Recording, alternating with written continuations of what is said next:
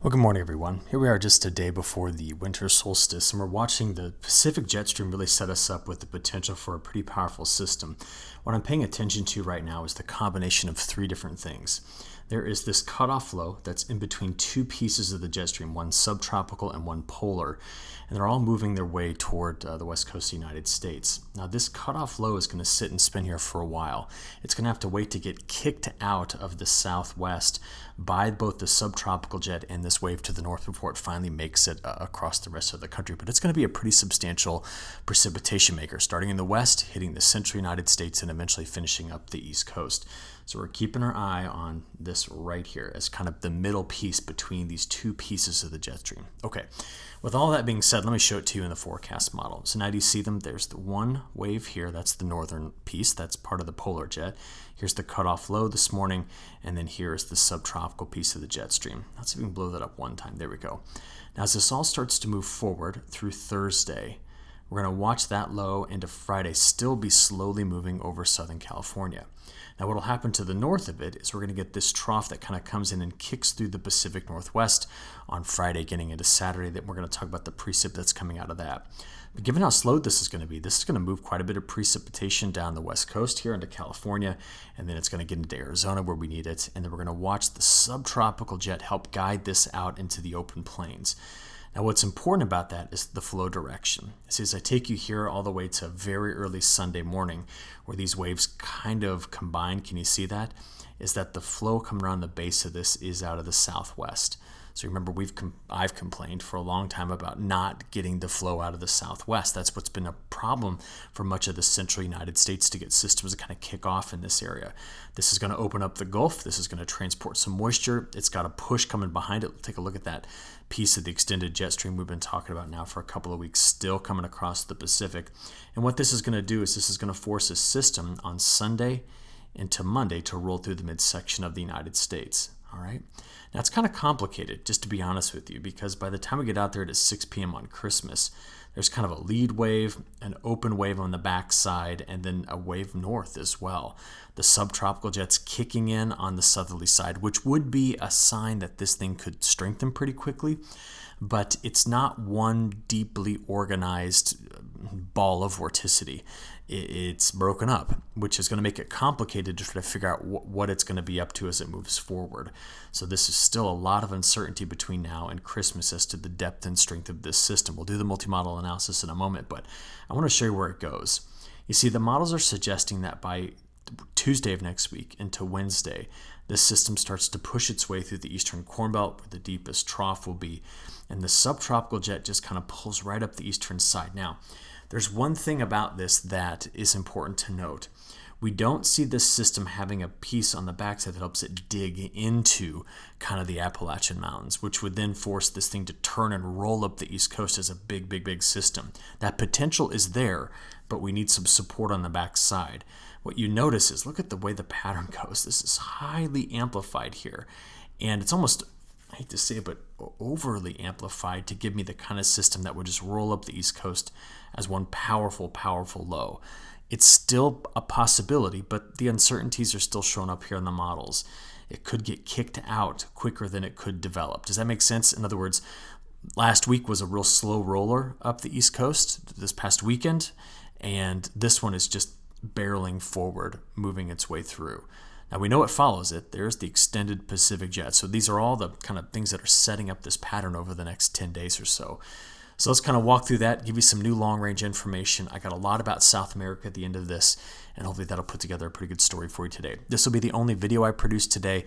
My internet here at the Holiday Inn in Lancaster has been a bit sketchy this morning, so we'll see what we can get out here. Okay, precip. I want to compare the models, but I want to look at anomalies this morning. So everything I just described to you is kind of happening in the next 7 days, right? And so what we see here is that the latest ECMWF precipitation anomaly graph shows that this system opening up after going through California, Arizona, New Mexico, Colorado, this system opening up here will make a pretty good draw on moisture, but it's going to take a while to cross the country. So when does this get into parts of New England? That's going to be out there like 27th, 28th, 29th. This is what the GFS says. So European 7-day forecast precipitation anomaly, GFS, 7-day forecast precipitation anomalies. And I like it. There's some similarities, but the differences will show up in the precip type, which I'll show you in a few moments.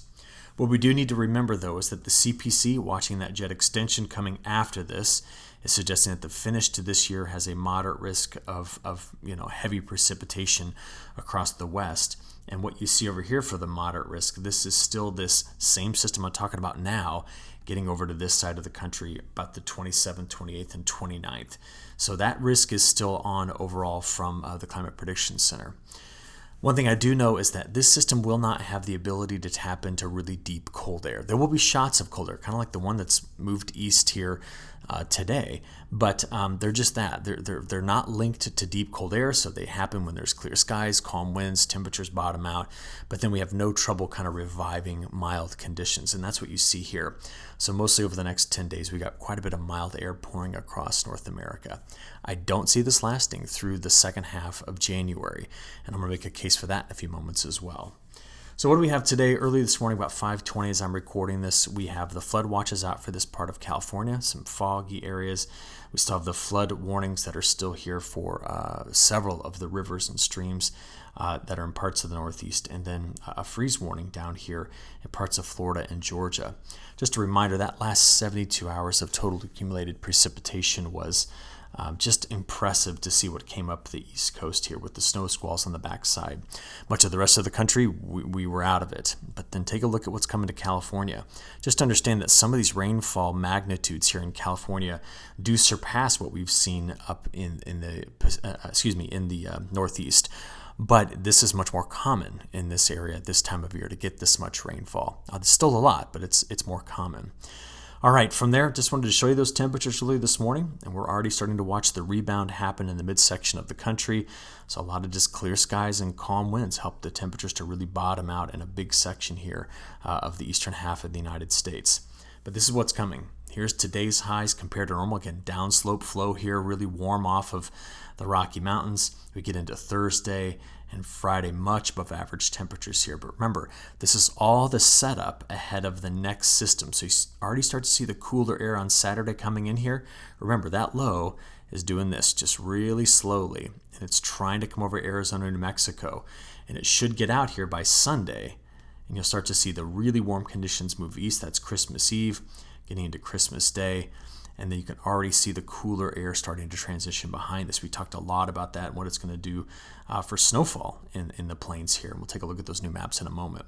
But then we get into Tuesday, and that mild air starts to press its way to the east. And this will be when the low is really cranking up here in the midsection of the country.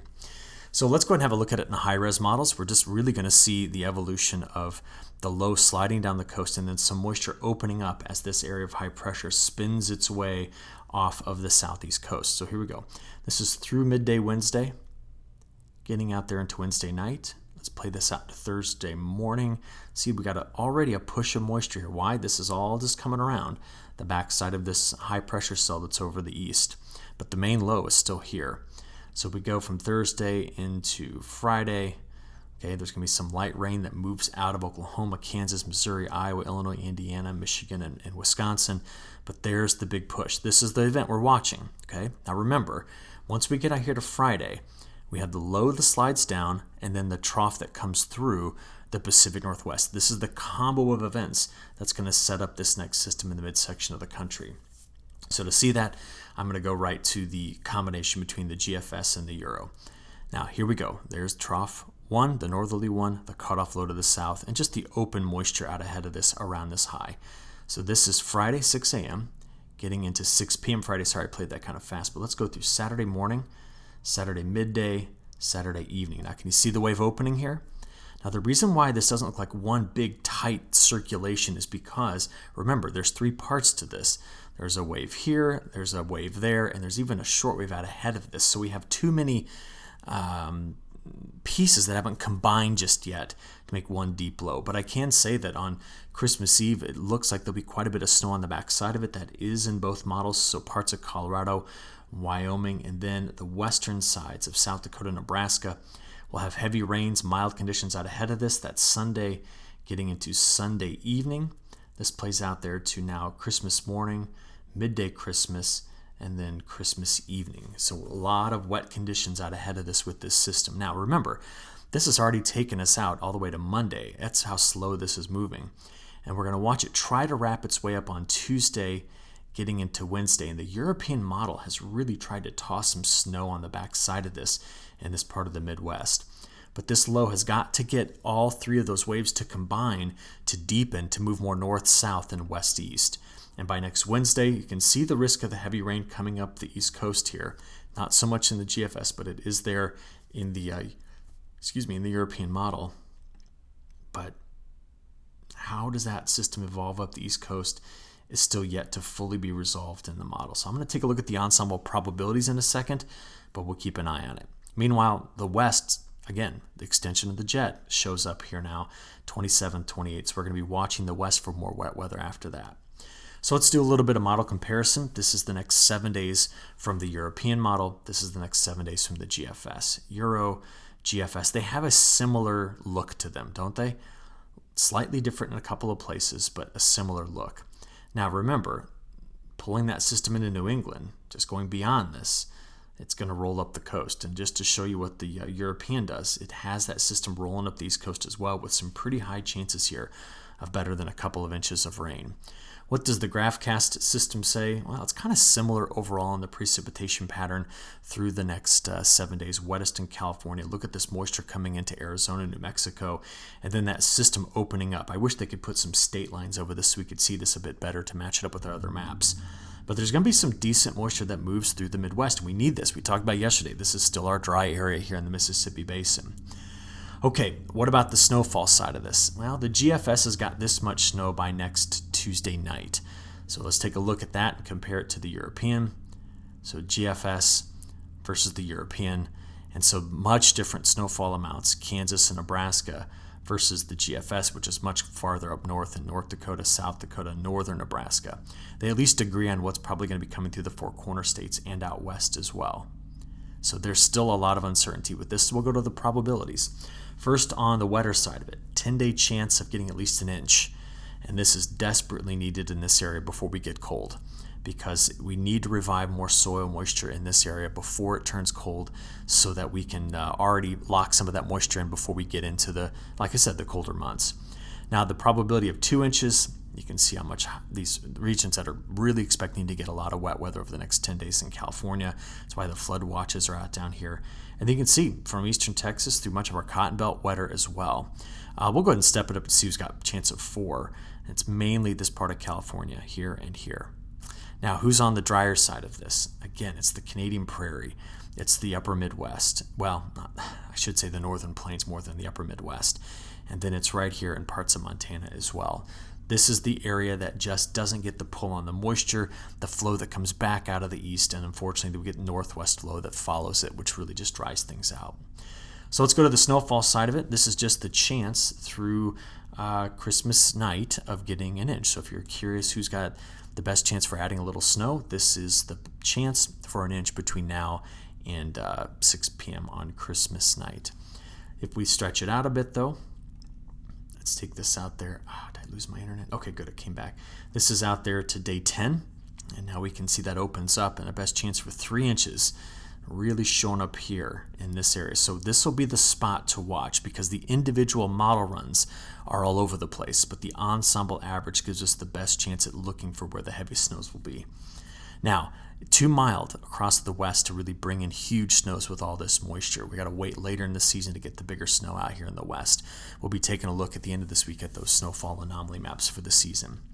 What I want to get to next, though, is this. By Saturday the 30th, what I'll be watching is this leaves, that's this potential 27, 28, 29th trough that rolls up the East Coast. I'm going to watch where this ridge goes. This is why it's dry in Canada and the northern plains, northwest flow. But what we see is getting out there to the beginning of the new year, there's the chance that that ridge retrogrades, heads back toward Alaska, possibly disrupting this near permanent Alaskan trough feature, and then the subtropical jet gets cranking. Now, if that's the case, that's going to be bringing in the potential for much more active weather than the ensembles are going to let on to, because we'll have to watch the subtle features in the subtropical jet as they come across. The worry is there's still northwest flow coming out of this, which would point to drier conditions. And that's why you see the models saying, well, okay, wet here and wet there, but drier where the flow comes in out of the northwest. I'm going to call this into question for that beginning of January time period. If the subtropical jet cranks like I'm seeing, it's going to be a bit more active than being suggested by the models at this point. So we'll watch the evolution of that carefully as we wrap up the rest of this week. On the temperature side of it, you've already seen the next 7 days, but it's important to put this into context. December's been very mild. We looked at this earlier in the week at the fact that December's have been trending more mild for about 70 years in some locations. And so this is following a trend, but it's certainly very El Niño enhanced. It's also being enhanced by the deep trough of low pressure over Alaska, which we've been watching. But what are the temperatures doing? So let's take a look now at the European ensemble. We know about the next 5 days. We've washed out day 5 through 10. But are we starting to see that ridge retrograde, giving us chances into the month of January of shrinking up this big area, this big, dome of very warm conditions here and displacing it? That'll be a question to be asked and answered as we get into the month of January. I'll say this about the precipitation side of it. European model continues to stay on this path for January. This is Jan 1 through Jan 31. They're trying to keep the subtropical jet alive and rolling across the southern tier of the United States. So does it stay split and keep this area drier? That's a big question to answer. Does it really stay this wet coming through the southern tier of the U.S.? Very El Niño look, and we know that El Niño is plateaued right now, so we could get this feature. But it is also being echoed right now by the CFSV2. Jan 3 to Jan 9, wet west, a little drier in the mid-south, but wet southeast and up the east coast. And we see that again, the 10th through the 16th, wetter west, kind of wetter, trying to stay somewhere here in the eastern side of the United States. Is there any support in this when we look at the MJO? Well, I made a big deal about this yesterday, the fact that it's supposedly coming out relatively high amplitude into phase 1 and then maybe transitioning phase 2 into phase 3. If it does that in January, like I said, phase 2 in January, this is I don't know what you want to call it, like a game on type setup. Big subtropical push, ridge up the east coast, love it. This will force systems to roll out of California, get some southwest flow around this trough, open up into the Midwest, and rip up the east coast. That could be a very active second half of January. And if we just continue this into phase 3, then it really shows an active east coast at the end of January. Watch that for me, or I'll watch it for you, actually. We'll keep an eye on this. Now from here, I want to transition to the likelihood of this being the case, because we see that over the next 15 days, the MJO does attempt to move into phases 1 and 2. And if we just continue that progression into, farther into the month, that gets us into 3 and 4, which remember, we sometimes have about a 7 to 10 day lag on when the MJO arrives somewhere and when it starts to influence the Pacific jet stream. So there is some evidence of this occurring. So we'll watch that together. Okay, some other things to talk about. I keep mentioning that the El Niño's plateaued. I've got a little bit more evidence for you in this. I haven't shown you this in a while, and there's been a reason. I don't think it's been a dominant player. We need the Southern Oscillation Index to be at -7 to be considered El Niño. And yeah, it was there back in November, but look at what it's done since then. We've now seen the Southern Oscillation Index trend back toward neutral. That's another indicator that this El Niño is likely at its peak right now and will slowly begin to fade at some point in January. The Bureau of Meteorology just released a new discussion on this, and I'm a bit confused why they're projecting this pop-up again here in January of the ocean temperatures before the fade occurs.